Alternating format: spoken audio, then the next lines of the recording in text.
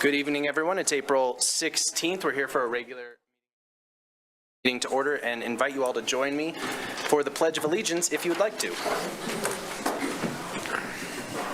I pledge allegiance to the flag of the United States of America and to the republic for which it stands, one nation, under God, indivisible, with liberty and justice for all. Thank you, everybody. City Clerk, please call the roll. Gabriel. Here. Newman. Here. O'Doherty. Here. Pierce. Here. Richardson. Here. Shumway. Here.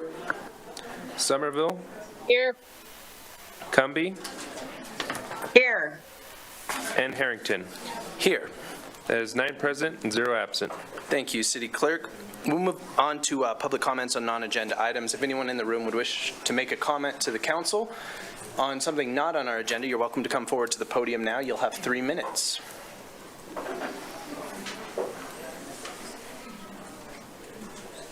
All right. Give it just a second in case somebody happened to be in the hallway. All right. We're going to close public comment period and move on to setting the agenda. Councillor Pierce, please. Yeah, thank you, Mayor. I move that the agenda be set as submitted. Second. Motion by Pierce, second by Newman. All those in favor say aye. Aye. Aye. Opposed, say no. All right, councilors, the agenda is set. We'll move on to proclamations, public hearings, and notifications. And I have the pleasure of reading our proclamation this evening. Whereas one of the best ways to learn more about your neighbors is to start a conversation about food. Whereas Laramie, Wyoming prides itself as an inclusive and dynamic cultural and economic center that celebrates all residents. Whereas Laramie International Flavor Festival began as a festival that would welcome international students and scholars to our community, as Laramie is their home while attending the University of Wyoming.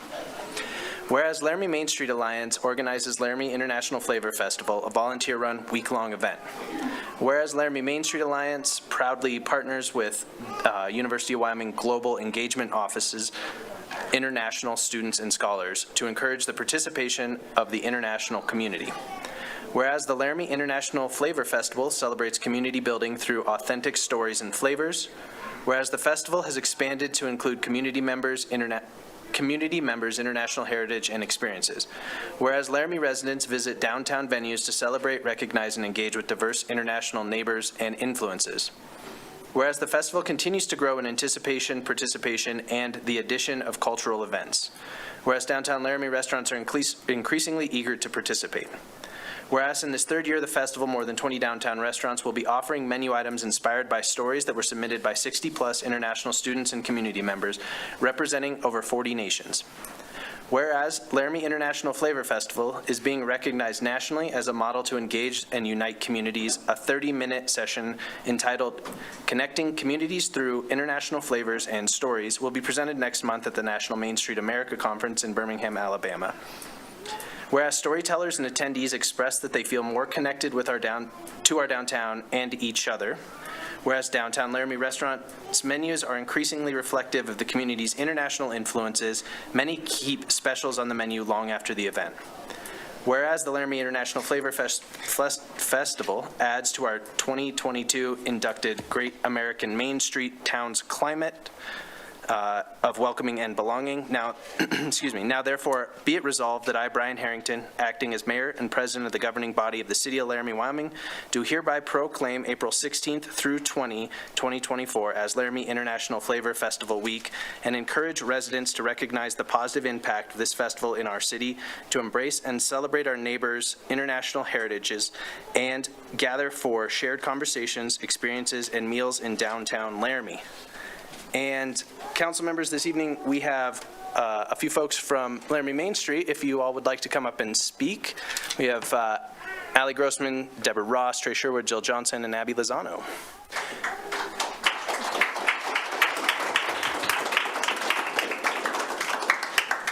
welcome, and thanks for bringing all your friends. Thank you so much, Honorable Mayor and City Council. We are delighted to receive this. This is the third year of our festival, and I think we really said almost everything we have to say with the 15 whereases. But sitting right now and listening to your delivery of the proclamation, I'm reading on the wall, we are building our community through respect, integrity, teamwork, and in our case, partnerships. So Deb and I are volunteers for Laramie Main Street. We partner closely with the University of Wyoming International Students and Scholars through the Office of Global Engagement, that's a mouthful, to encourage the participation of our international community. And what we're really going for is the climate of welcoming and belonging. So thank you for recognizing this. I'm going to introduce Deb, my co-chair. Thank you. Thank you so much for allowing this opportunity to introduce this special festival to you, and we hope that you get out there and enjoy some flavors. I did bring some extra insert from the boomerang. So, yep. So I hope you all will be involved. We also brought some baklava that we would like to share with you. Thank you. And Eileen is one of our flavor ambassadors representing Turkey. So thank you, Eileen. I would like to introduce Jill and Abby from International Student and Scholar Department on campus. Welcome to both of you. Thank you. Good evening. Thank you so much for the proclamation and for allowing us to be here. And I just want to recognize the heroic efforts that it takes to make an event like this week happen, and that really starts with Allie and Deb and Abby, and I kind of just get to sit and watch the magic happen and spend a lot of money downtown this week. And I want to thank all of the restaurants who so graciously have kind of turned over their menus and taken time to make these dishes, and recognize the great diversity that we have in our community. So thank you guys so much. Thank you. So I know that we have a lot of restaurants that are participating this week, but I would also like to invite you all to come on Saturday to the Collective, where we will have an interactive cultural time. So we'll have students and community members that are also participating in that, and they will display country displays. They will. There might be some singing and dancing. I know that there's a student that is going to be hopefully showing some artwork at that time. So just a reminder to also come and enjoy that. Thank you. Well, thank you all. Yeah. And anything to add, Allie? So I just did want to say that all of the restaurants, the 24 restaurants downtown this year, are representing not only a country but an individual in our community. They choose their flavors from stories that are submitted. If you'd like to hear these stories, please come at 4 o'clock to the Collective on Saturday, and we'd love to share. So thank you to all of those who submitted stories this year as well. Thank you. Yeah, I've been really enjoying reading them on social media as they've been coming out. I think that'll be an exciting event. And council members, we're going to go out and around because that's faster than us hopping over the desks. So let us get through and then we'll take a photo together. Oh, thank you. So if you wanted to get a group photo, everybody come on up to the front.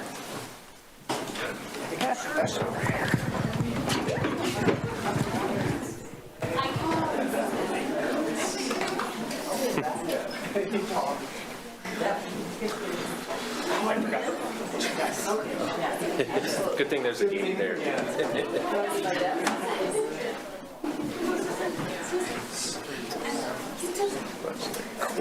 So council members, we can stand up here so we don't get lost because there's a lot of folks. Who on your team would like the proclamation?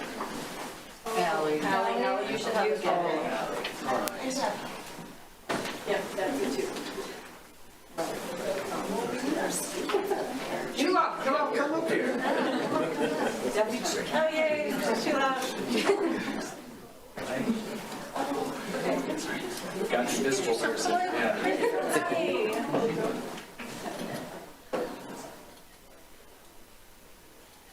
I'm not the official picture taker. Okay, that's about half a dozen.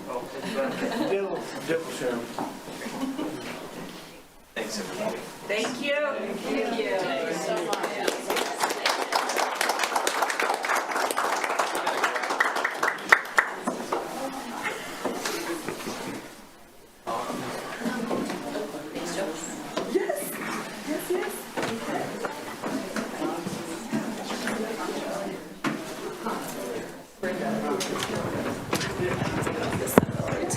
I think it's up all the way. Is it really? It Yeah. seems so low. Yeah.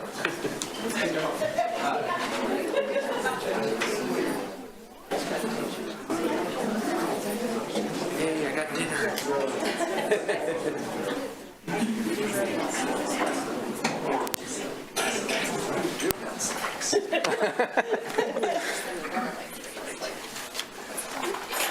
We'll give it just a minute to shuffle out, and we'll all swallow our bites of baklava.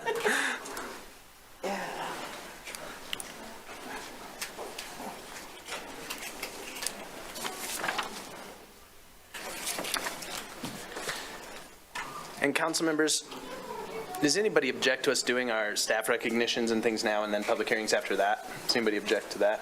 That's fine. Okay. Seems like there's folks here for it. We ought to let them have their evening back.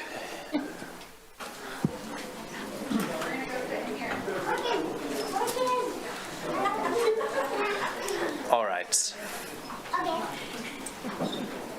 So we're going to go ahead and keep moving. And if you missed that, we're going to skip the public hearings for just a minute and instead go to our staff recognition. Thanks, council members, for doing that. And City Manager, I'll recognize you. Thank you, Mayor. We have one announcement tonight from Public Works we'd start off with, and then we'll move to recognitions.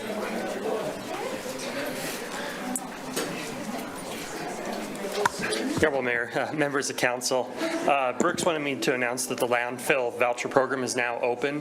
That opened on April 15th, and it will go through August 2nd, and those can be issued online, or if you need in-person assistance, you can contact the Solid Waste Division to schedule an appointment. Those will be valid from May 6th to September 21st, and if you want more information on it, you can check out the Solid Waste website or call them up and get more information through that. So thank you. Thank you, City Engineer. That's always a popular program, so thank you for the announcement about that. Absolutely. Next, Mayor, I think the Police Chief and Assistant Chief would like to make some presentations this evening. Please. Welcome to both of you. Thanks for being here. And for bringing so many folks with you as well. This always makes for kind of an exciting meeting. Thank you. Did we get everybody in? We're trying to beat Trey's numbers, so looks like we might be close. Tough act to follow, but I think you might have done it. So tonight I have the honor of recognizing a couple of our officers and a citizen in our community. So I've asked Lieutenant Tom Smith and Assistant Chief Terry to help me out. So I'm going to open it up with the first letter of commendation. So I'm going to ask Officer Christopher Clevin to come on up.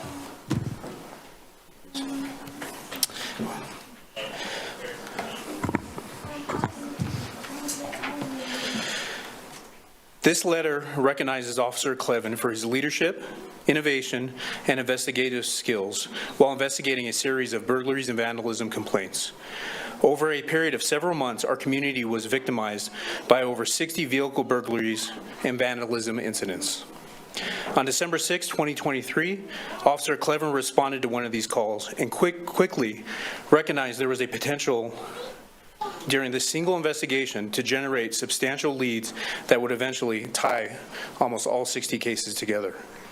Officer Clevin utilized tracking software to locate one of the items that had been reported stolen. This effort led to Officer Clevin authoring and executing multiple search warrants for residences, vehicles, and electronic devices, which yielded many of the stolen items and linked all of the cases together. Ultimately, several suspects would be arrested.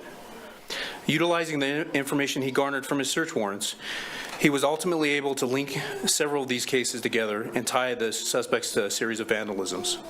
Through his effort, Officer Clevin nearly single-handedly closed in excess of 60 cases. He accomplished all of this while having a trainee However, he continued excelling in his duties as a training officer during his investigations.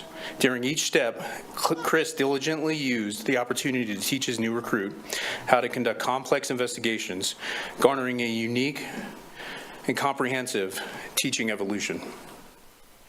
Chris, actions like these show the true spirit and character of a Laramie Police Department officer.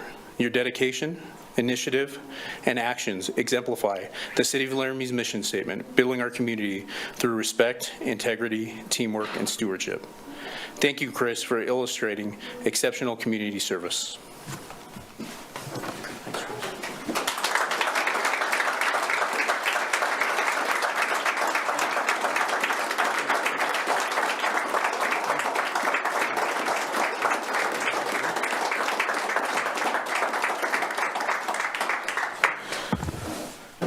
All right, I'll invite Assistant Chief Terry up here for the next one. Thank you, Chief. Thank you, Chief. Welcome, Assistant Chief. It's good to see you. Good evening, Honorable Mayor, Council. It's truly my pleasure to speak about the next two officers and present them with our coveted life-saving award. If I could have Officer, now Detective, Carson Schilt and Sergeant Jacob Berry join me at the podium, please.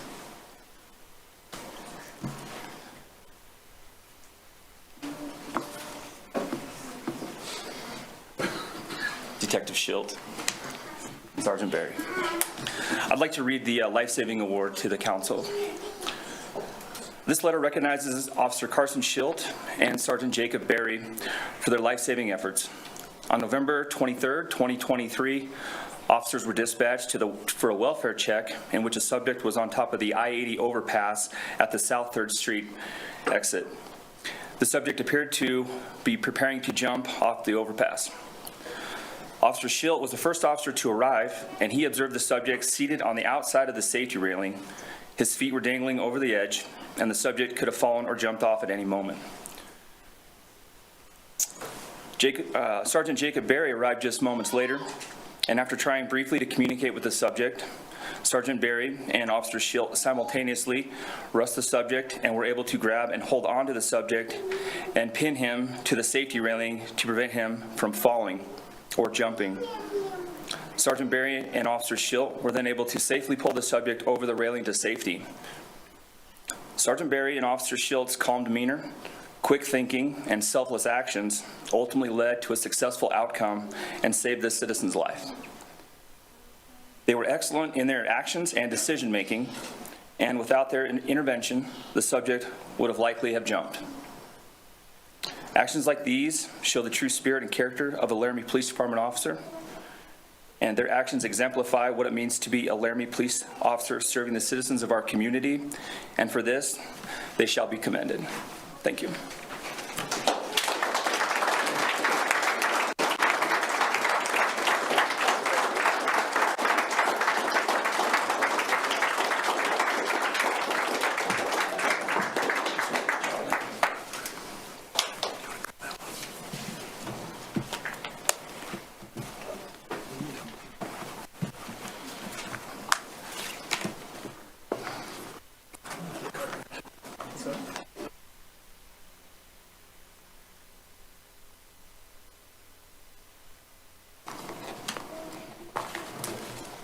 Okay, so this is a trap. I'm sure.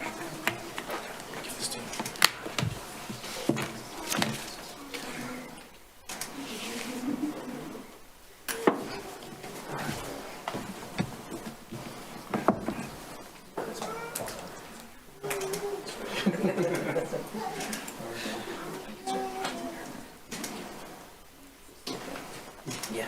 Good job, fellas. Thank you.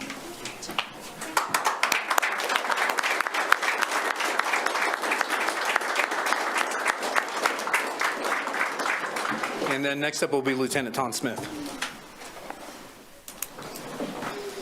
Thanks, Chief. Good evening, Council, Honorable Mayor. Lieutenant, yeah. Glad to be here. So I have a couple other officers that are going to receive life-saving awards tonight.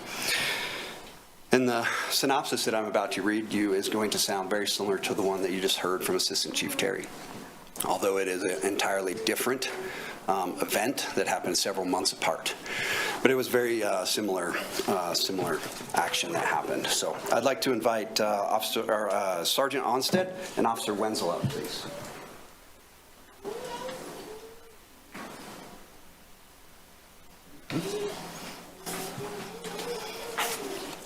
This is Officer Sadie Wenzel, Sergeant Jacob Onstead.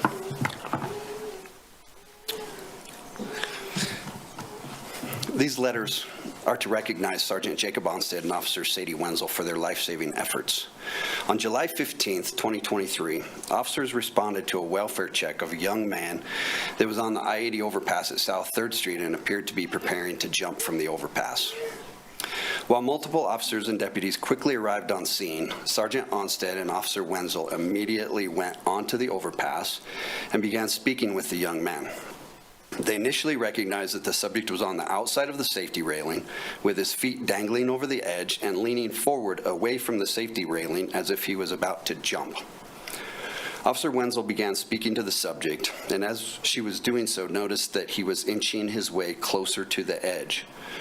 Officer Wenzel remained calm and conversational with the subject and held the young man's attention while Sergeant Onstead quietly approached from behind and was able to grab a hold of the subject, pin his arm to the safety railing just as he was beginning to lean forward away from the railing to jump. Sergeant Onstead and Officer Wenzel were then able to pull the subject over the railing to safety.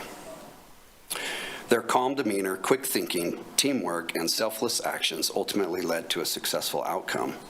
Sergeant Onstead and Officer Wenzel were both excellent in their actions, decision-making, communication, and de-escalation tactics. Their performance was outstanding in the middle of a dynamic situation, and their combined efforts saved this young man's life. And for this, they shall be commended.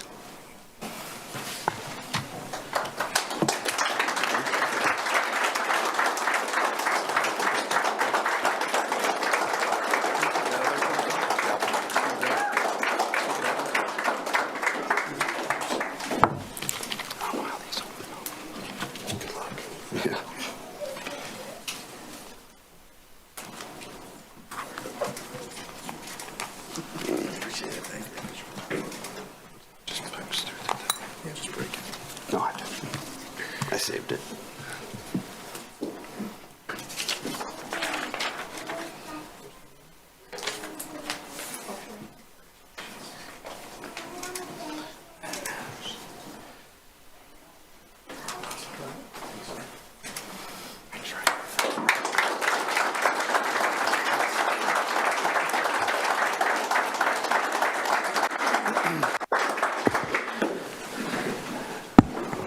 So we have one more, and it's my honor to watch the men and women of the Laramie Police Department perform heroic deeds every day. They truly are heroes. It's very seldom, though, that we have an opportunity to recognize a community member for doing the same. So tonight, I'd like to call up Miss Morgan George. Come on up. Welcome. Wherever you like. That's great. Yep. So tonight we have a citizen service citation. This letter commemorates Mrs. George for her actions during a vicious dog bite incident that occurred on January 28, 2024. Laramie Emergency Services responded to a report of a 4-year-old child bleeding profusely after being attacked by a dog. After arriving on scene, the officer's investigation revealed that a large adult Rottweiler attacked a 4-year-old child, biting and latching onto their lower torso and left leg. The dog threw the child around the residence while its jaws were locked on the child's leg. The child was able to exit the residence screaming for help. Hearing the screams from next door, Miss George retrieved a rifle and promptly went outside, finding the dog dragging the child around the front porch by its leg. Morgan quickly and selflessly ran to assist, attempting to aim at the dog, but quickly realizing she didn't have a clear shot and could have potentially injured the child. She struck the dog several times with her rifle before physically moving the dog enough to safely fire a round, at which time the dog released its bite and allowed the child free. Morgan comforted the injured child and began treating injuries, significant injuries, while waiting for first responders to arrive. The attending physician at Ivinson noted that had Morgan not acted, potentially the dog would have absolutely created permanent disability or death of the juvenile. Ms. George, your heroism serves as an inspiration to us all, demonstrating the power of compassion and humanity in our community. Your willingness to act in the face of adversity reflects the highest ideals of citizenship and community. I commend you for your actions, and on behalf of the Laramie Police Department and the City of Laramie, we thank you for your service to our community. Thank you.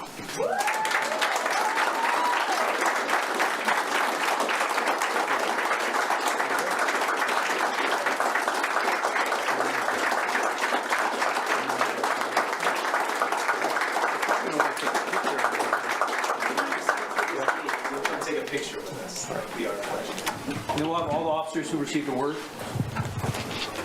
Come on up.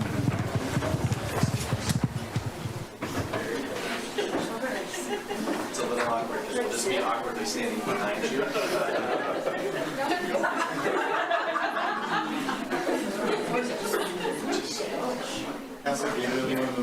Squeeze it like you like each other.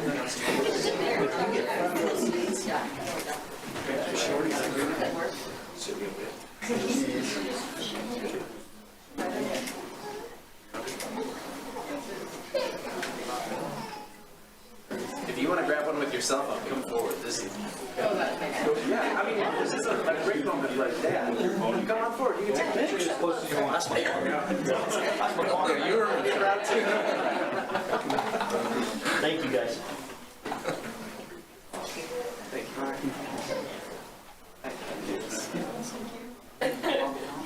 Good.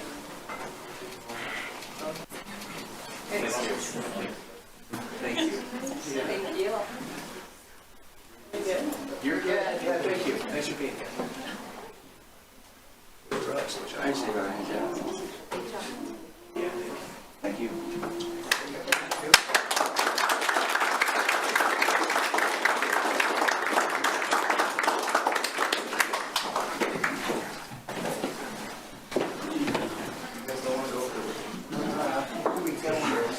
We'll move around you. You only have a few options. All right, counselors, you can't see the camera. I'm Carson and switch. Yeah, Councilor Gabriel, if you want to stand right there. Right here? Yep. Put them in front. Yeah. That's perfect.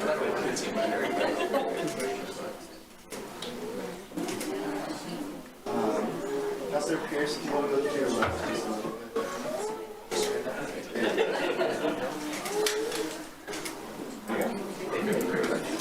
Thank you.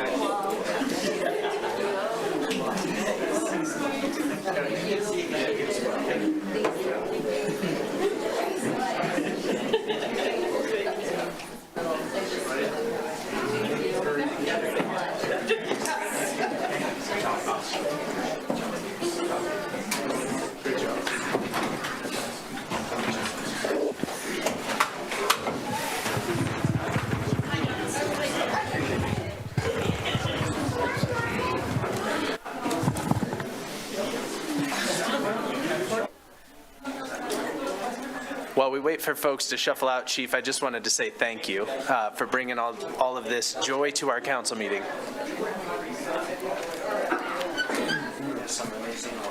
Yeah.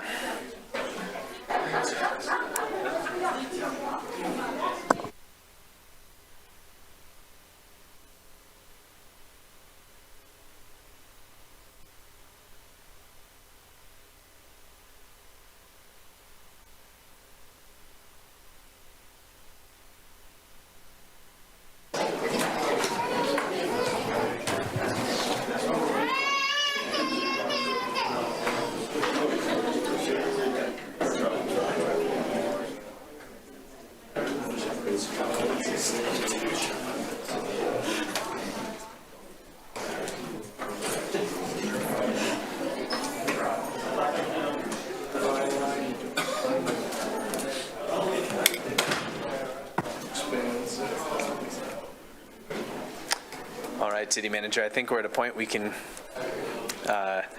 move to the next recognition. All right, very good, Mayor. I'm wrapping up our recognitions tonight. I would like to introduce our Employee of the Month, or our Rock Star of the Month, Mr. Ryan Shoefield.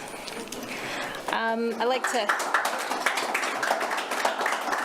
tell you a little bit about Ryan. He was nominated by his peers in the Community Economic Development Department, Community Development and Economic Development Department, excuse me. Ryan's been with the city since April of 2014. He originally began working in our Facilities Maintenance Division, eventually moving on to a career in the City Clerk's office, and is our Deputy City Clerk now since 2018.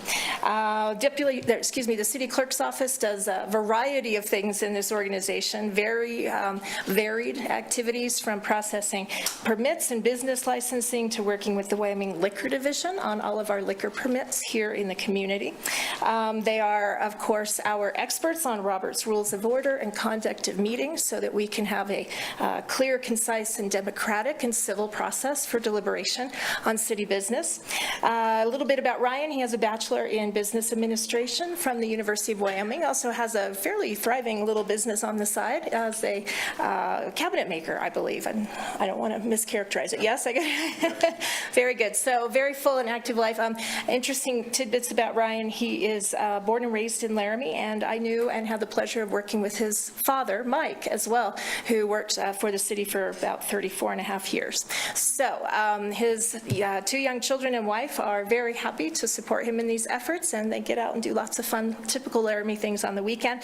One of the things we love about Ryan is he has a great business sense, and also, as was stated by Derek Taney, who nominated him for the recognition this month, Ryan often thinks about things, anticipating issues that might arise and advising staff on those issues prior to them really becoming issues, if you will. And then lastly, we always appreciate that he has a pretty friendly demeanor and is a bit of a jokester, although you may not know that about Ryan. So congratulations, Ryan. Thank you for your service. Come on up.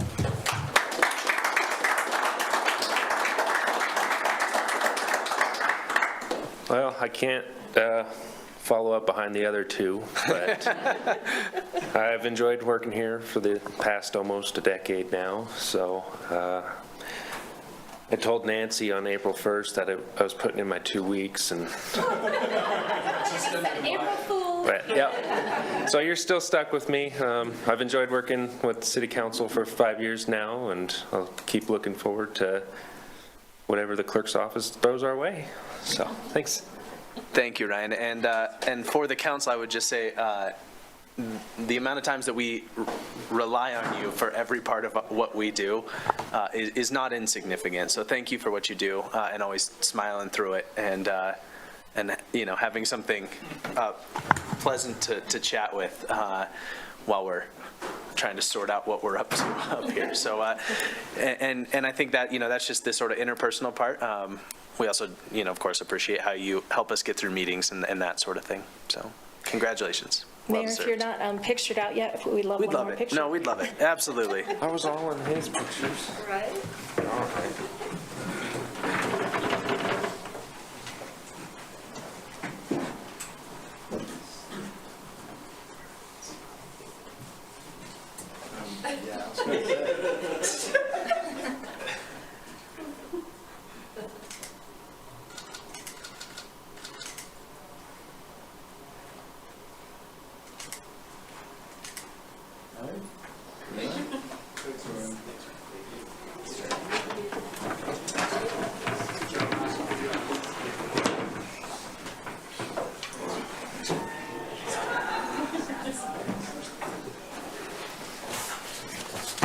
And that concludes our announcements for this evening. Thank you. Thank you, City Manager. That was a really great way all around to start the meeting. We'll move on backwards. You all get to see the city clerk in action. We'll move on to the public hearings. And City Clerk, did you want a motion to remove that or to postpone that one before we start? Do you want to just skip it? Oh, she got out just in time. Here's what we're going to do. I'm going to recognize, I think Councilor Pierce was going to, Councilor Richardson was going to make this motion. We'll remove it now. Okay. Thank you. I move to postpone the public hearing for original ordinance number 2084 to May 7th, 2024. Second. Motion by Richardson, seconded by Gabriel, and for the public, that is 6B2. We are going to go to the council. Any questions, comments? Okay. Members of the public are welcome to comment on this postponement. Seeing none, close public comment, and City Clerk, you can call the roll on postponement of the public hearing. Okay. Gabriel? Yes. Newman? Yes. O'Doherty? Yes. Pierce? Yes. Richardson? Yes. Shumway? Yes. Somerville? Yes. Cumby?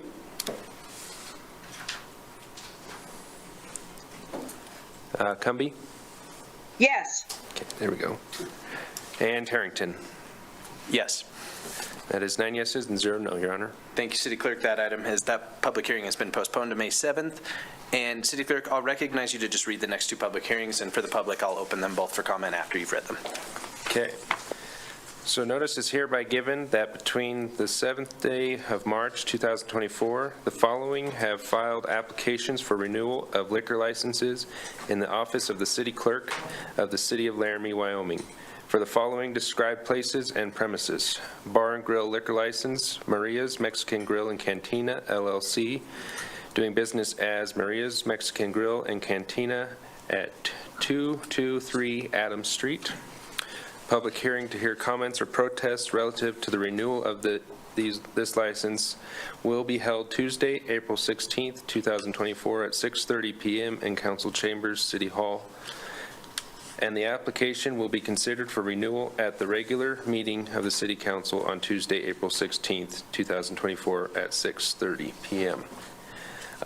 Notice is also hereby given that a public hearing of the Laramie City Council will be held at 6:30 p.m.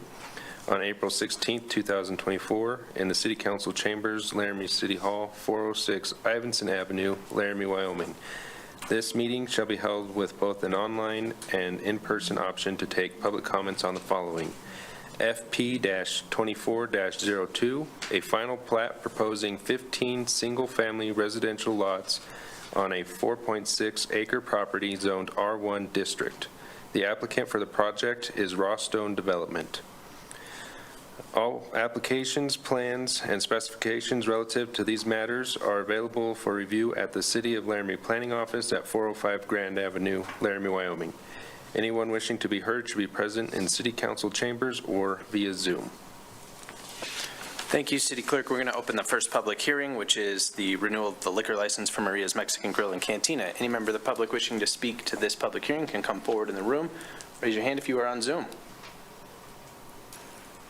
Okay, seeing none, we'll close that public hearing, move on to the next public hearing, which is Paintbrush Edition for filing. Any member of the public wishing to speak to this public hearing? Please come forward. We'll need your name, and you'll have 3 minutes. And will you push the button on the microphone first for us? Thank you. My name is Kenneth Jones. I reside at 2406 Nadler Street in Laramie. Good evening, Mayor, Council, and staff. Information that I had previously provided has been included in your staff information packet. My immediate concern for the build-out of this addition is with the stormwater runoff issues that have been occurring in both the Coughlin, which is adjacent to the Paintbrush Addition, which is under your consideration. I'm very much concerned that the build-out of the Paintbrush Addition will worsen the already bad conditions that we're experiencing in part of the Coughlin Addition. Particularly, my concern is focused on the capacity and appropriateness of the collection inlets that are adjacent to my residence on Nadler Street, which has, as I had shown you in the pictures that were included, has produced localized flooding on an increasingly regular basis over the past 2 years. I take exception to the findings of the city engineering that there's no consequence to this addition. I would assert that the city engineering and the development company, both involved, have not done their due diligence in consideration of this stormwater runoff issue. My basis for this assertion is the lack of any follow-up to my previous verbal conversations with regard to the localized flooding and any lack of response to the written comments since they were submitted. I request the council take all necessary steps to require due diligence be completed towards the design, engineering, construction of the stormwater runoff infrastructure before approving action on this particular issue. Thank you. Thank you. We appreciate you taking time to be here. Are there any other members of the public who wish to speak to this public hearing? Seeing none, we will close that public hearing.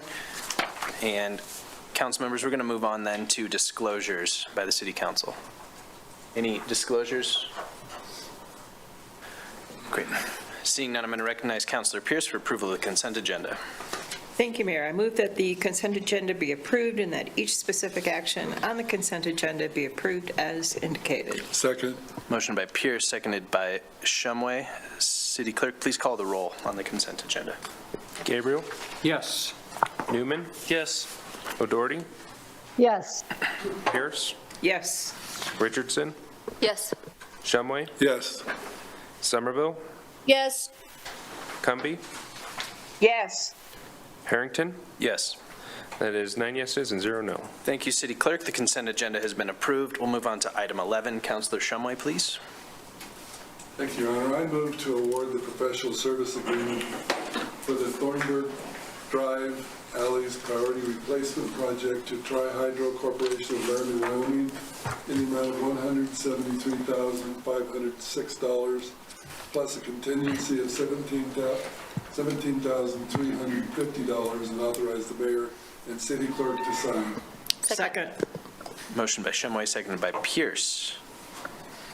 City Engineer, welcome back. Well, thank you. Honorable Mayor, members of council, this agreement is for the design to replace the entire water main and some portions of the sewer in the alleys north and south of Thornburg Drive between Sheridan Street and 21st Street. Staff went out for RFQ and per our purchasing policy and selected Tri-Hydro to complete this work, and I can answer any questions you may have on this project.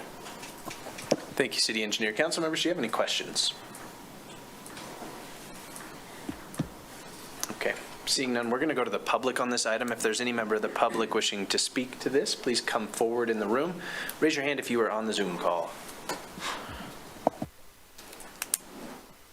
Okay, seeing none, back to the council for any comments. Okay. Seeing none, City Clerk, please call the roll. Somerville? Yes. Gabriel? Yes. Shumway? Yes. Newman? Yes. Richardson? Yes. O'Doherty? Yes. Pierce? Yes. Cumbie? Yes. And Harrington. Yes. That is 9 yeses and 0 no, Your Honor. Thank you, City Clerk. That item has been approved. We'll move on to item 12. Councilor Gabriel. Thank you, Mayor. I move to approve Resolution 2024-33, accepting the grant of easement, supporting the final design, authorizing the construction of the 15th Street corridor between Grand Avenue and Lewis by the University of Wyoming, and authorize the mayor and city clerk to sign the resolution and the grant of easement. Second. Motion by Gabriel, second by Richardson. City Engineer, please. City Clerk, I'll ask you to pull up the item. So for tonight's item on this, Your Honorable Mayor and members of council, I was just going to kind of walk through a high-level overview of the design that's kind of before this, that is all tied to this resolution. This project is from Lewis Street to Ivinson Street along 15th Street. It will construct two roundabouts, one at Willett Drive and another one at Ivinson Avenue. A bus stop will be installed on UW property adjacent to 15th Street between the two roundabouts on the west side of the road. There also will be some access and maintenance pull-off locations on the west side of the road between Willett Drive and Lewis Street for the new dormitories for the University of Wyoming. A shared use path will be installed on both the east and the west side of the road to accommodate both bikes and pedestrians in the area. And there will be transition points on the north and the south side of the two roundabouts to allow bikes to move back into the road where the shared use paths end.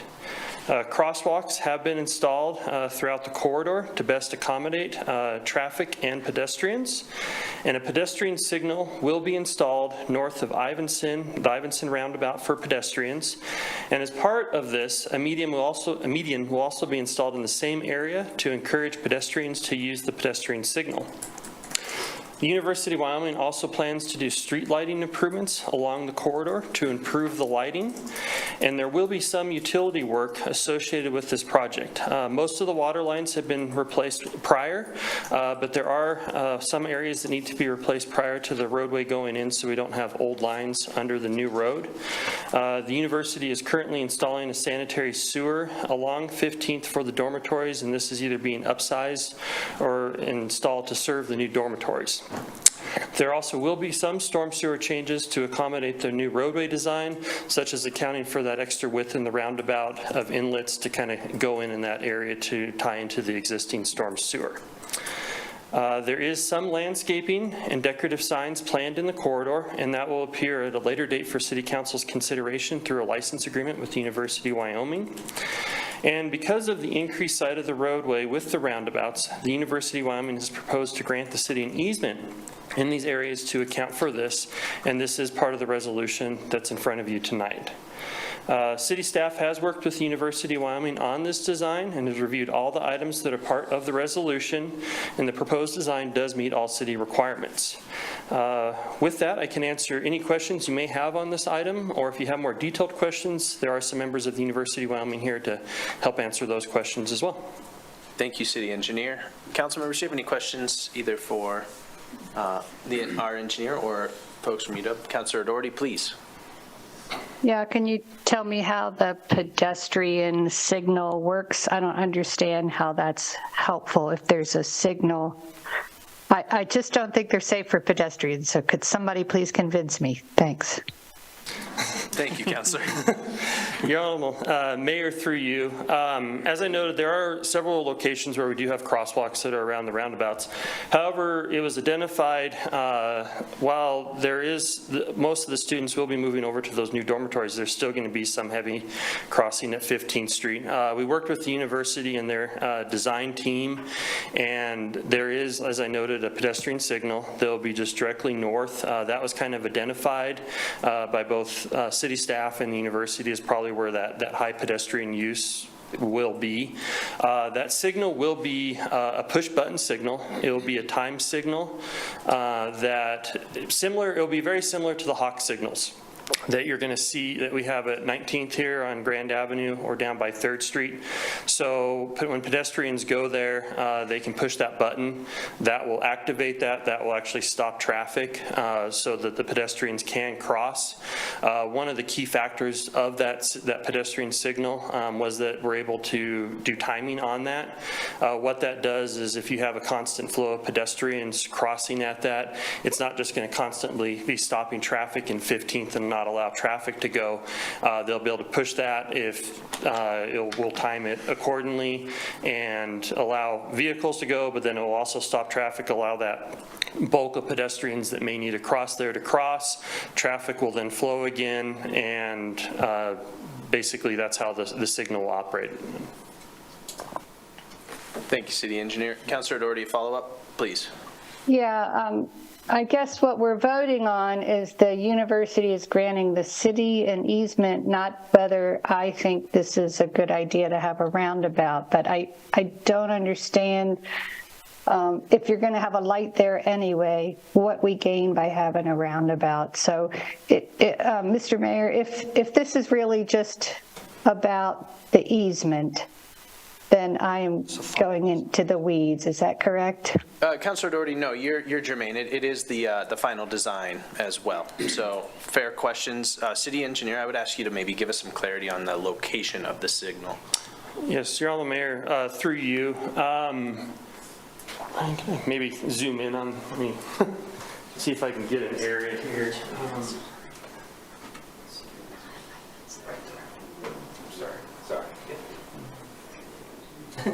Nope. All right. Little technology issues. There is the pedestrian signal is not at the Ivinson intersection.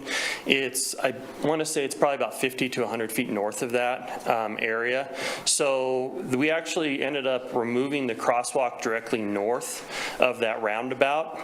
And we'll try to force the pedestrians across farther north through that median area. And if you look right there, you'll see the crosswalk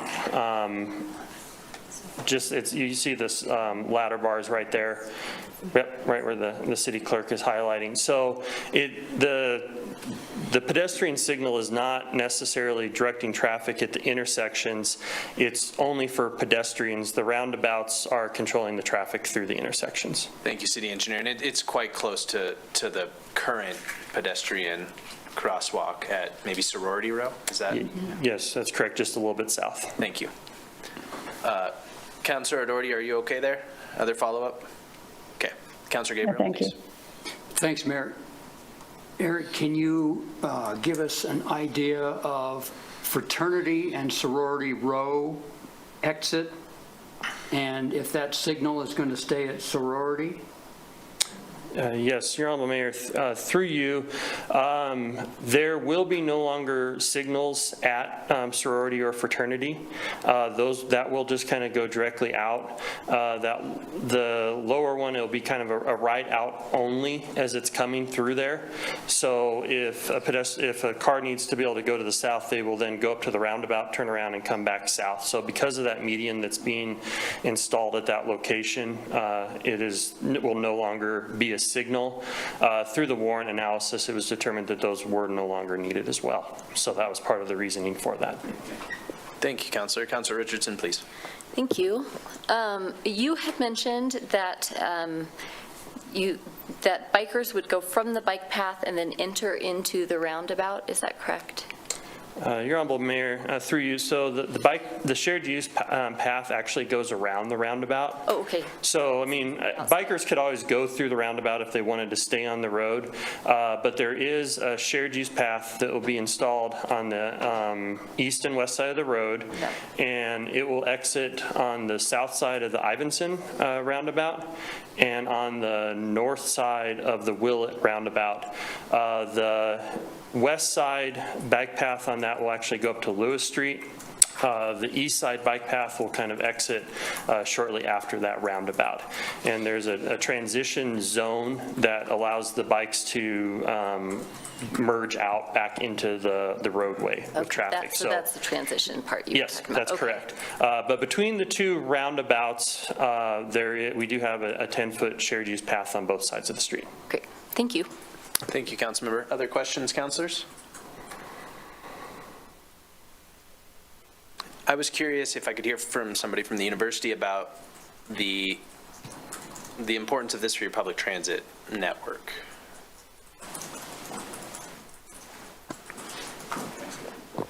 Mr. Newman. Hello. I'm Matt Newman. I'm the campus architect for the university. Thank you for having us. So could you expand exactly on your question? Yeah, to me this feels, so I think it's pretty obvious that there's just not parking associated with the residence halls, right? And so to me, I'm curious if I can get a little more of an idea of how you'll be using these associated with public transportation, because it feels like that would be integral to the success of the residence halls. Sure. Yeah, and that is really one of the driving factors of the roundabouts, is to allow the transit system to move people from both the east shuttle express lot and the south. So this double roundabout design is allowing us to have buses enter and exit from this area going in any direction. So that was kind of the driver on that, was to improve the efficiency of the transit system. Okay, thank you. And I appreciate you all being here this evening. Other questions, council members? Okay, we're going to turn it over to the public for a moment. If there's a member of the public that wishes to speak to this item, you are welcome to now. Just come forward in the room or raise your hand if you're on Zoom. Mr. Montoya, welcome. We will need your name for the record, though I just said it. Paul Montoya, 1974 Truman Street. I love the plan that you've put together for this. I love the idea of the roundabouts. I am a little concerned, like Councilmember Doherty, as far as pedestrian traffic. I do see that there is, it looks like a crosswalk that crosses from where the bus stop is across the street.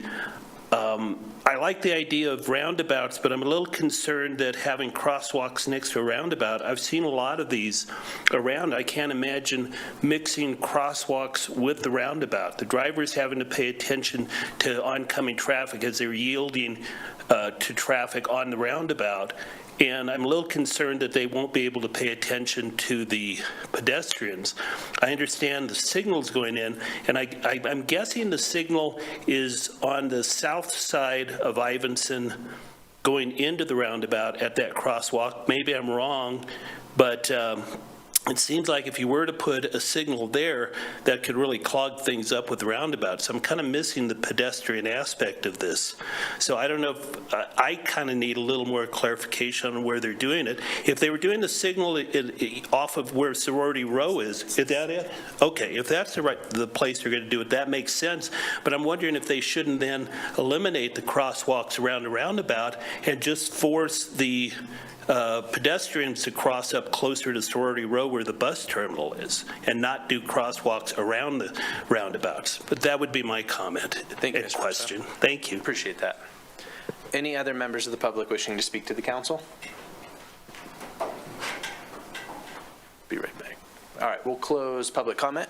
Back to the council for comments. Councilor Richardson, please, go ahead. I was just going to note that in our packet, on page 35, there's a pretty good, you can kind of zoom in to see where things are nicely on that one, if that is helpful.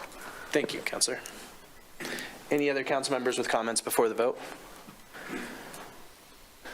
I had one question about, I guess it's a statement.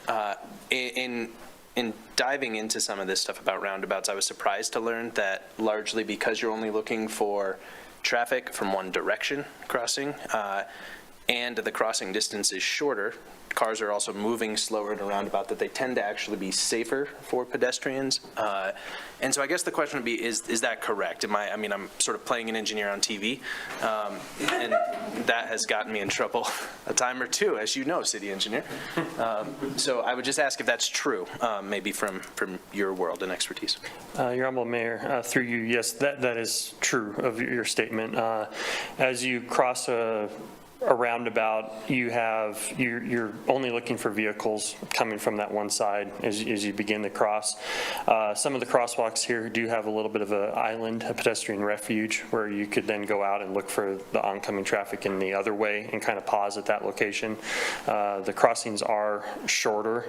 There is a learning curve of trying to learn how to cross it with pedestrians and vehicles kind of exiting and understanding where that is, but the statement you made is factual. Thank you. Councilor Doherty? If I'm looking to the left to see if I can merge, why am I going to notice the pedestrian crossing on the right across the place that I'm heading to? I oppose this, and I don't want to get in trouble with the university, but I think I don't think a lot of universities have roundabouts right in this center of traffic. We have people going from where the Union is over to Fine Arts and all that. So there's a lot of movement across 15th, and just one crossing just doesn't seem right to me. And I feel like roundabouts are to make people in cars happier so they don't have to wait at lights, and I want them to have to wait. So I oppose this. Thank you. Thank you, Councilor. Councilor Richardson. Oh, and Mr. Jeff, you may need to come back up. So looking at the Ivinson one, just to give us a sense, the Ivinson crossing, I'm looking on page 35. How far, just to give us a sense, because you'd look left to go on, but then you turn, and then if you're going to take the roundabout and take the first exit off to the right, how far is that crosswalk from the roundabout? Does that make sense? Yes, it does, Your Honor. Through you, Honorable Mayor. I've not scaled it. Looks like roughly about 20 feet or so for that southern crosswalk as you would exit that roundabout. Thank you. Thank you, Councilor. Other comments? Okay. City Clerk, please call the roll on this item. Okay, Pierce? Yes. Shumway? Yes. Gabriel? Yes. O'Doherty, No. Newman, Yes. Richardson, Yes. Somerville, Yes. Cumby, Yes. and Harrington. Yes. That is 8 yeses and 1 no, Your Honor. Thank you, City Clerk. That item has been approved. We'll move on to item 13. Councilor Newman. I move that the Laramie City Council approve Resolution 2024-34, setting an open container area in the downtown district, and authorize the mayor and city clerk to sign. Second. Motion by Newman, second by Gabriel. Assistant City Manager, welcome. Thank you. Honorable Mayor, City Council. For the past 4 years, City Councils have been approving an open container area in the downtown district. It started during the pandemic to encourage more visits to downtown and provide economic boost. Over that time, we've adjusted a little bit. It used to be certain days or certain times, but right now it's set to be, or off of last year was Monday through Sunday, 11 a.m. to 9 p.m., the Thursday prior to Memorial Day through the last day in October, and it permits the consumption of alcoholic beverages in the designated area purchased under a valid liquor license or permit excluding alleyways. Those valid liquor licenses include full retail, microbrewery, and brewery license and winery licenses. I don't believe there's another one in there, right, Ryan? Yeah. With that, Trey Sherwood from Laramie Main Street Alliance is here. She has some data that she collected that she would like to share, and I'd open it up to any questions. Thank you. Director Sherwood, welcome.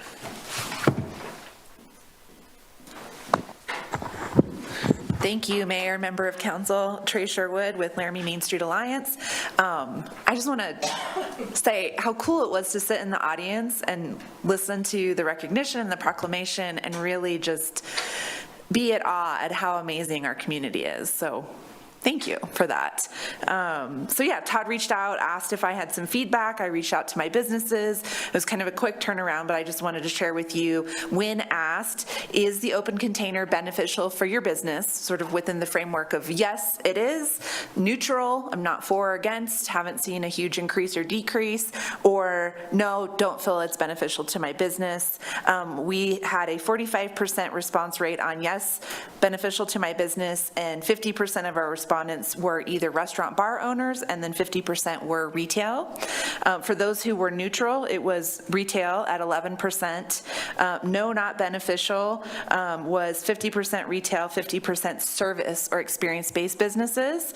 And then we did, I didn't realize that on Facebook you could go in and like add a new answer to a survey. And so we had some very enthusiastic patrons that are like, how do I show my support as a patron? So 26% of our respondents were like, as a patron, please, yes, continue this.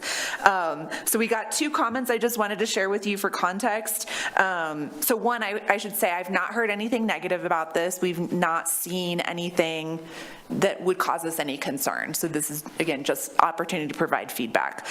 So one came from a service-based business that was concerned about the use of non-reusable cups, so plastic cups that maybe don't make their way into a trash can, whether or not that there's not enough trash cans on the block, or with the wind like we saw today, things blow around. So just being mindful of what a plan might be for taking care of the increased litter that may or may not occur during open container for those establishments that decide not to use reusable cups. And that is something we are encouraging, but not everybody has done yet.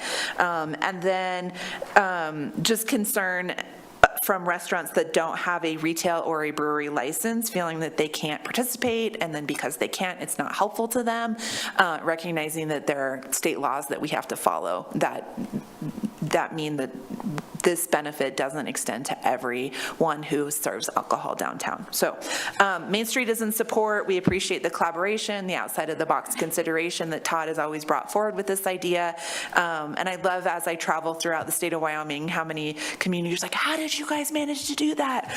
Like, I'm a very progressive council. So thank you for that, and I will stand for questions. Thank you, Trey. Councilors, any questions for either Assistant City Manager or Director Sherwood? Councilor Newman, please. Assistant City Manager, have you received any feedback in your office whether this program works or not? Honorable Mayor, through you, the only places that I really checked were with the city clerk's office or the police department to see if there have been any issues, and there are no reported issues on either of those levels. The one feedback that I did receive was an email that I believe you all received last week, but I haven't received any information, positive or negative, towards this. Thank you. Follow up? Okay. Councilors, other questions? Okay, we'll go, Councilor Gabriel, I'm sorry. Thanks, Mayor. Since we have the police chief here, I think for the public edification would be good to have a comment or two, because it says in here, no major concerns have been identified through law enforcement or the city clerk's office related to licensing, enforcement, and management of the previously approved open container area. And since Chief Brown is here, I would just like for the public's information, if you would comment on this program. Sure. Through you, Mayor. Please. So we actually polled all of our calls for service in the downtown area over the last 4 years to look for any statistical anomalies, and we didn't recognize any. And also with the expertise of our officers who are out there on the streets, we contacted several of them and had conversations, including some tonight, to see if there was anything that has been occurring since COVID when this was implemented. And there was nothing of significant value that we noted. I will say, I will use a caveat here, that we do have a rather transient population with different community members coming in, athletes, college students. That's subject to change. Anytime that you throw alcohol into the equation, we do have some potential for some unique events, but we haven't seen that in the past yet. And I support Trey and her group in saying that it's a benefit to our community. Thank you, Chief. Councilor Newman? Chief, does this program add any overtime to your staff? So through you, Mayor, it does not. Potentially it could, depending on the type of events, but really where you see us staffing overtime events are like Jubilee Days type events. If there was some type of athletic event like a 5K and then a brew fest after that, that would be something that potentially that we look at for staffing, but not necessarily just for having the open container ordinance. Thank you, Councilor. All right. Any other questions, council members? All right, we'll go to the public on this item. If there's any member of the public wishing to speak to the council on this item, go ahead and come forward in the room, or raise your hand if you are on the Zoom call, which is currently no one, so. All right, back to the council. Councilor Doherty, please.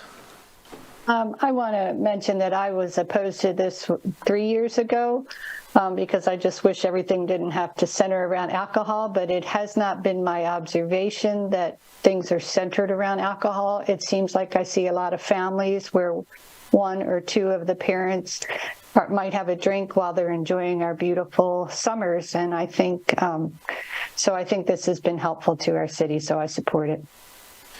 Thank you, council member. Other comments? Councilor Richardson, please go ahead. I also will note to Trey, for those folks who said that they felt like it was a disadvantage because they don't serve alcohol, I actually sometimes will go somewhere where they don't have alcohol, get the meal to go, eat it outside, and then get a cocktail from somewhere else. So you're like kind of getting the best of both worlds, in my opinion, in the summer when you can just be outside and enjoy. So. Thank you, councilor. Other comments? The only moment there's one, the Tour de Laramie is the only day that I wonder about this being not a thing, but we will manage that as it goes. That's the only time. Otherwise, I am very supportive of this, despite that even. All right. City Clerk, please call the roll. Somerville? Yes. Gabriel? Yes.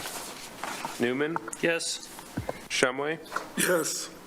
O'Doherty? Yes. Richardson? Yes. Pierce? Yes. Cumby? Yes. And Harrington? Yes.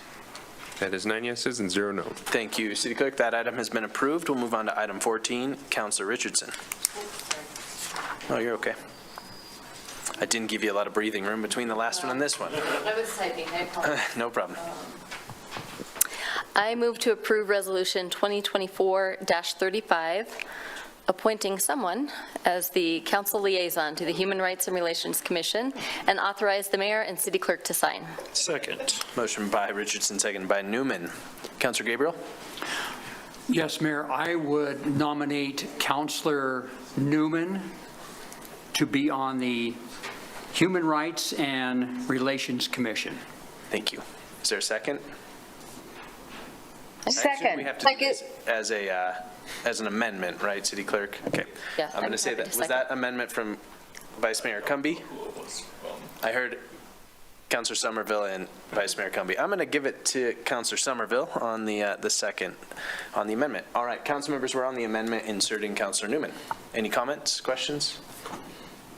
Councilor Newman, please. Just so you guys know, I've already cleared it to use some vacation time to do this, so I can do it. What a commitment to the city. Thank you. All right. We'll go to the public on this. Any member of the public wishing to speak to the amendment can go ahead and come forward in the room or raise your hand if you are on Zoom. Seeing none, I'm going to close public comment back to the council. City Clerk, please call the roll on the amendment. Okay. Gabriel? Yes. Newman? Yes. O'Doherty? Yes. Pierce? Yes. Richardson? Yes. Shumway? Yes. Somerville? Yes. Cumby? Yes. Harrington? Yes. That is 9 yeses and 0 no. Thank you, City Clerk. The amendment has been approved. We're back on the main motion. Any comments, council? We'll go to the public. Any member of the public wishing to speak to this, go ahead and come forward in the room or raise your hand on Zoom. Seeing none, we'll close public comment and council members, I'll give you a chance for a comment. Okay. City Clerk, please call the roll on the main motion. Okay. Pierce? Yes. O'Doherty? Yes. Shumway? Yes. Somerville? Yes. Newman? Yes. Gabriel? Yes. Richardson? Yes. Cumby? Yes. And Harrington? Yes. It's 9 yeses and 0 no. All right, that has been approved. Thank you, Councilor Newman. We'll go to item 15, Councilor Pierce. Yeah, thank you, Mayor. I move that council appoint Councilor Shumway as the official voting delegate and Councilor Richardson as the official alternative voting delegate to the 2024 WHAM Summer Convention Business Meeting. Second. Motion by Pierce, second by Newman. Any discussion, council members? Thank you both. All right, we'll go to the public on this item. Any member of the public wishing to speak to this item can come forward or raise your hands on Zoom. Seeing none, back to the council. Once again, thank you both. All right, City Clerk, please call the roll.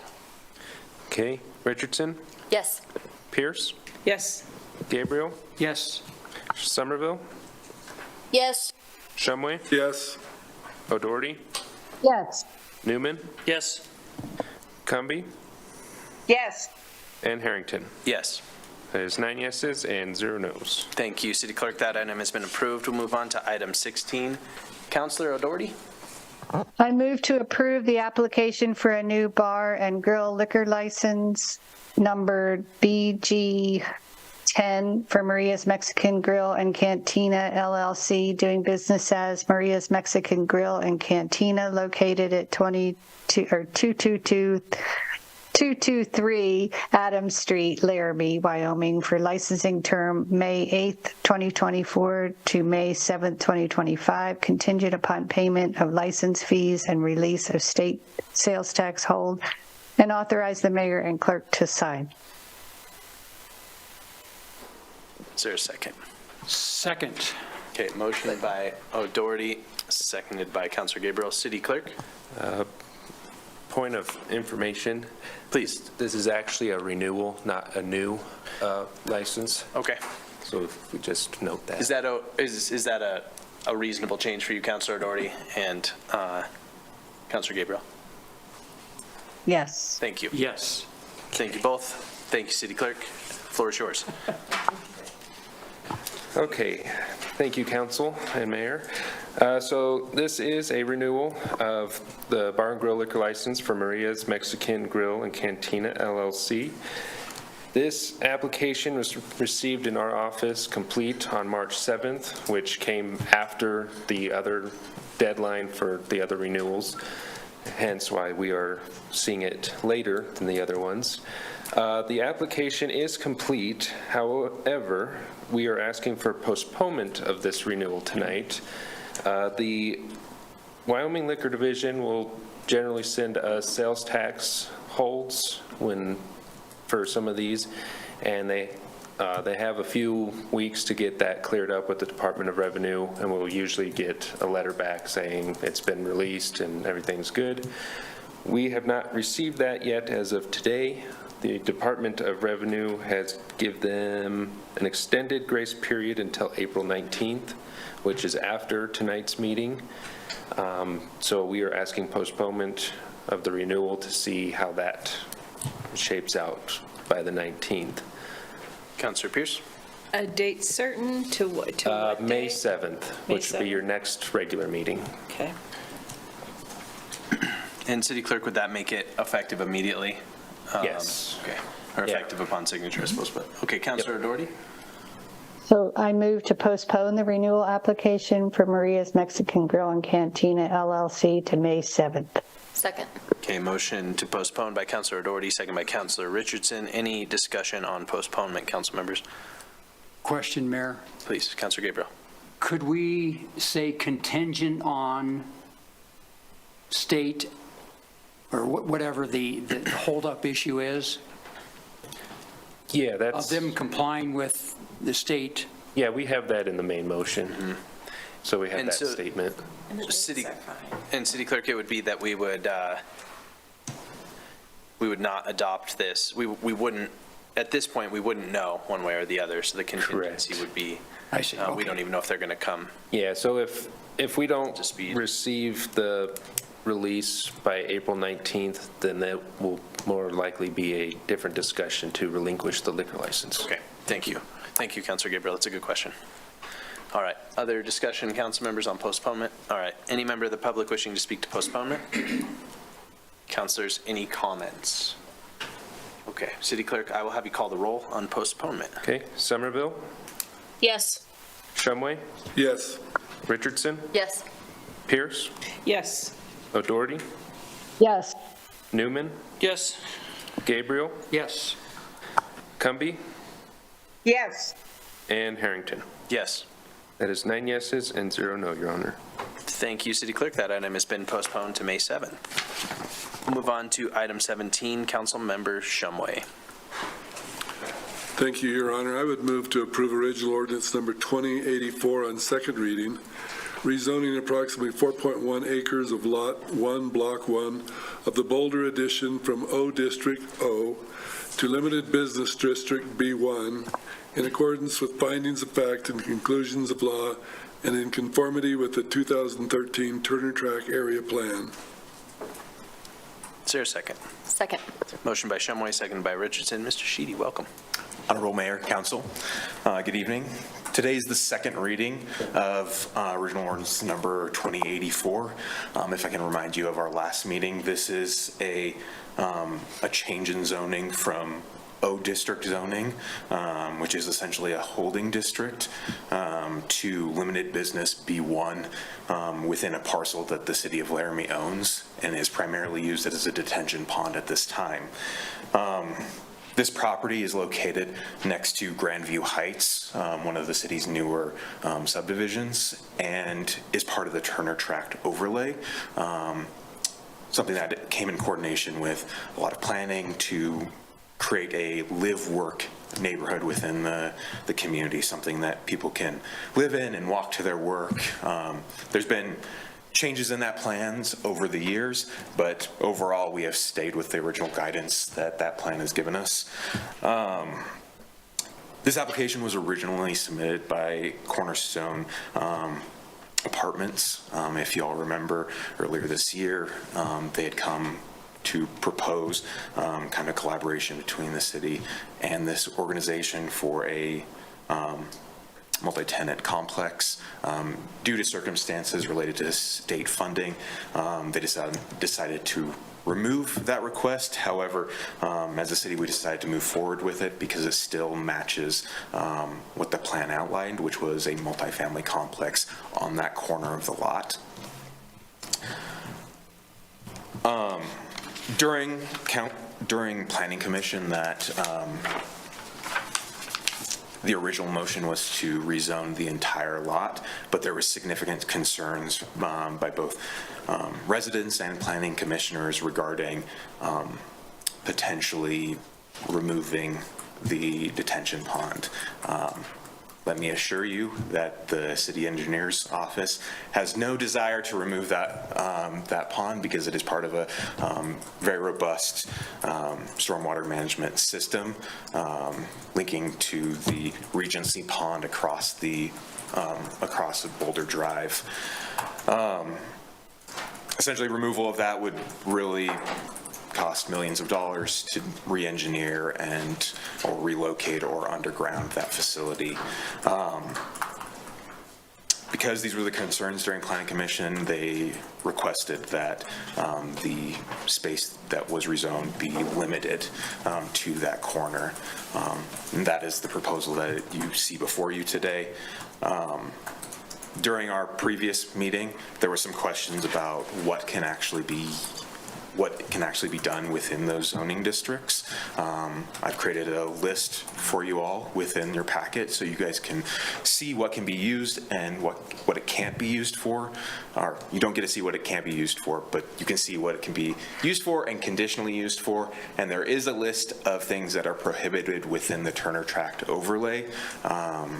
So some of the general concerns that we heard during Planning Commission was alcohol-based establishments across from the high school, which you can see is not allowed there.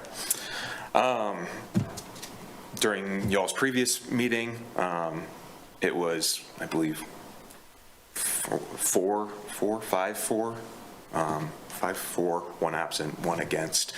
During Planning Commission, it was 6 approval and 1 vacancy. Yeah, I'm here for any other questions you all may have. Thank you, Mr. Shahidi. Council members, you have questions at this point. Councilor Newman, please go ahead. Unless I'm reading this wrong, with the Turner Track overlay, liquor stores are drive-in, so I can't have a liquor store there, but I can still have a bar.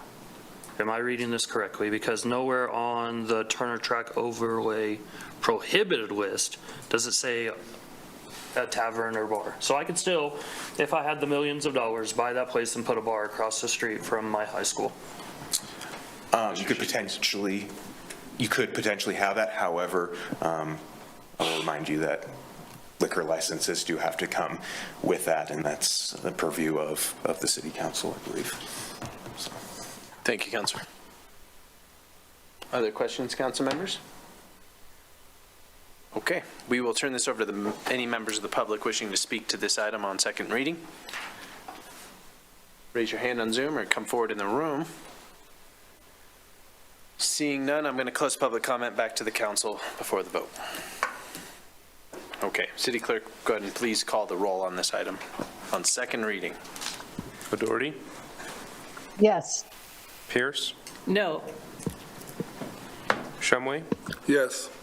Somerville? No. Richardson? Yes. Gabriel? Yes. Newman? No. Cumby? Yes. And Harrington? Yes. That is 6 yeses and 3 noes, Your Honor. Thank you, City Clerk. That item has been approved on second reading. We'll move on to public comments on non-agenda items. Any members of the public wishing to speak to the council on items not on our agenda are welcome to come forward in the room or raise your hand on Zoom. Seeing none, I'll close public comment. We'll move on to considerations future council work sessions. Seeing none, thank you, Councilor Richardson.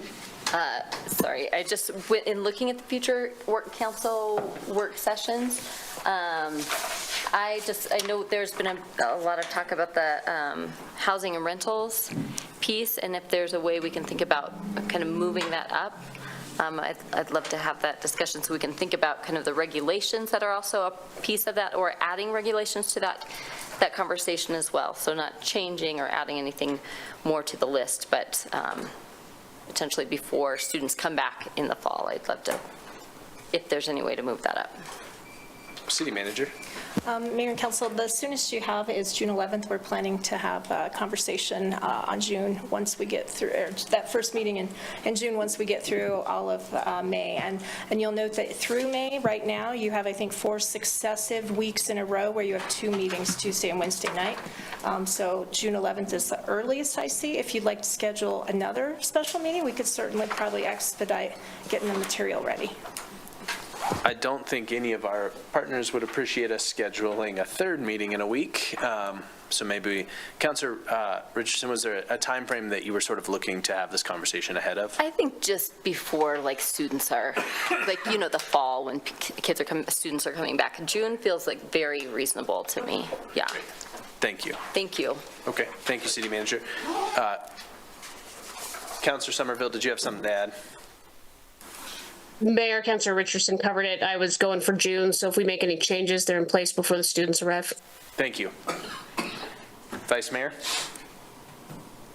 I also agree with Councilor Richardson and think the sooner that we address this, the better. Thank you. Thank you, Vice Mayor. Okay.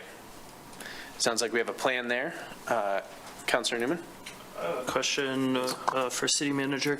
When we look at the local street speed limits, do we also look at like stop signs or yield signs, anything like that? Through you, Mayor, if I could clarify, are you speaking, Councilor Newman, to the work session topic? Right. So I'll tell you what I envision there, and if you don't mind, Mayor, as we discussed with you when we had the last work session on the speed limit changes and the placement of signs related to speed limits, we need a speed study to be conducted under state statute before we can really make modifications to speed limits. So I told you all that we're applying for a grant with the county. We would likely find out we'd be awarded in the fall. And so in my mind, this work session is really on hold for probably at least 9 months until we get the speed study data. And at that time, to your question, we could come back and present the speed study data and have a conversation about possibly changing speed limits and where speed limit signs would need to be placed as part of any change that you might approve. But it's a ways out because we have to get the grant and then we have to complete the study. Can I maybe make one point here that I've been thinking about quite a bit? And sorry, Councilor Newman. I feel like this conversation is a little bit of like the tail wagging the dog because the council didn't request to lower the speed limit. That was brought to us by a board and commission, and I think the council seemed, maybe interested, but we've not voted to say we want to reduce the speed limit. But I think the thing that was that I was left thinking from that meeting with the Traffic Commission, that the council was interested in bike boulevards, which is specifically what the work session was requested for. And so I don't want to hold something back that could, I don't want to put a fairly expensive plan, like, if somebody else is going to pay for it, sure, why not have it? But I don't want to prevent us from moving forward until we have a plan that maybe the council doesn't care about. And I don't mean that to diminish the plan, but the council has not sort of endorsed a traffic speed study. It sounded to me more like the traffic wasn't interested in it because of the price. And again, so if somebody wants to pay for it, let's do it. But I just wanted to reframe, because my name is on here for the bike boulevards. I am more interested in the bike boulevard than I am about lowering the speed limit. And so I just want to reframe that conversation a little bit. Yeah. If that's helpful, City Manager, and we can talk some other time. With that in mind, I think I could talk with Public Works Engineering, and we could bring back the historical research we did on particular locations in the community where we could cite bike boulevards and maybe separate it from speed limits, if that's what you want us to do. That's what I would love to happen. Yeah, Okay. If that's possible, let's do that, because I'd like That's to helpful start to me. moving Thank on you. it. And then I think there is, if folks in the community still feel really interested in lowering the speed limits, that's fine. I think that's a fine idea. And probably would find myself voting for it, but I think disconnecting those might be helpful. So I'm going to go to Councilor Newman, Councilor Doherty, Vice Mayor Cumbie. I think I just need to reach out to the Traffic Commission. Just some quick background of why. I was in a wreck today again, like a block away from my house. Somebody not paying attention on dirt roads, and they've almost hit my daughter. So maybe I'll just get with Traffic Commission to see, and it's always a dirt road, which is probably why I hate dirt roads so much. But obviously we can't pave them, so maybe looking at some sort of study or something we can do in West Laramie for some more like speed control and whatever. So, yep, another vehicle total, not my problem. That's not brutal. my fault. I'm sorry to hear that. Yeah, I think we ought to have maybe a conversation. There was some conversation, City Manager, I don't know if this is appropriate for that as the same conversation or not, but I think we heard from a former city engineer, Eric Milliken, about traffic calming being the thing we should be thinking about, and to me that feels like a thing that might touch the issue you're having. So should I make it a work session, or should I just get with Traffic Commission? City Manager, if you think it would be appropriate to have a work session about traffic calming, maybe that's the direction we go and kind of keep these things still separate, because they are different conversations. Correct. But I think that would be, traffic calming is obviously important, and the chief and I have talked about it with intersections that I live near that feel quite problematic as well. Not on a dirt road, and I've not been hit yet, but traffic calming seems like the solution. So in general, work session maybe to learn more about traffic calming techniques, where they're most successful, where they're not, kind of just a primer on it. Yeah, and maybe some recommendations, I think would be, recommendations I suppose could come later. So yeah, that's great. I would request that. Okay, is there a second person? Sure. Is it also possible to, within that, get data from the PD to find out where maybe more of these accidents are happening? Is that? I believe we have that. We did map that for the speed limit work session, so we can look at that as well. Thank you. Thank you, Councilor. Thanks. Yeah, thank you, Councilor Newman. So that was Councilor Newman and Councilor Richardson, City Clerk, for that. All right, is yours on this topic? Yes. Well, let me ask Councilor Doherty and Councilor Cumbie, are yours on this topic? All right, Councilor Pierce, you're at the end of the line. So we're at Councilor Doherty and then Vice Mayor Cumbie and then Councilor Pierce. Yeah, I also am more interested in bike boulevards and traffic calming. I feel like even if we lower the speed limits, does it do any good? Because will people ride the speed limit? And then, and as far as what the data show, because there aren't that many at any one intersection, it looked like everything is like a 1 all over town and then maybe a 2, you know? So I don't think it was that helpful when we were looking at that map last time. So anyway, that's all I have to say. Thanks.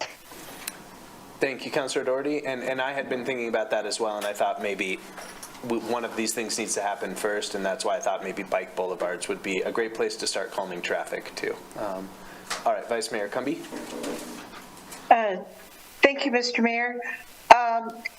I agree with you about separating the bike lane conversation from the traffic speed conversation. I think they're both very complex issues, and as the traffic speed conversation moves forward with research, I think we need to turn equal attention to bike lanes, as that's something I think we could accomplish more in the near future. Thank you.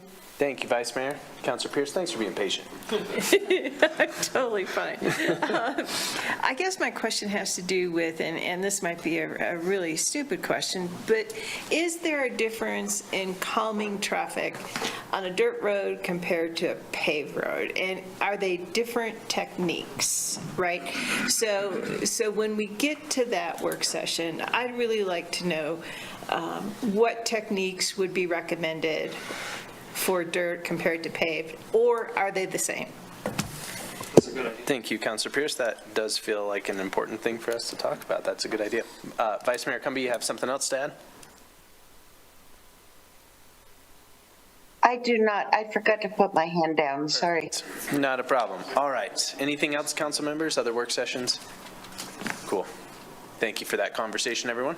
We'll move to Counselor Pierce for item 20. Thank you, Mayor. I move that we adjourn to executive session regarding litigation, Wyoming Statute 16-4-405, lowercase a, Roman numeral 3.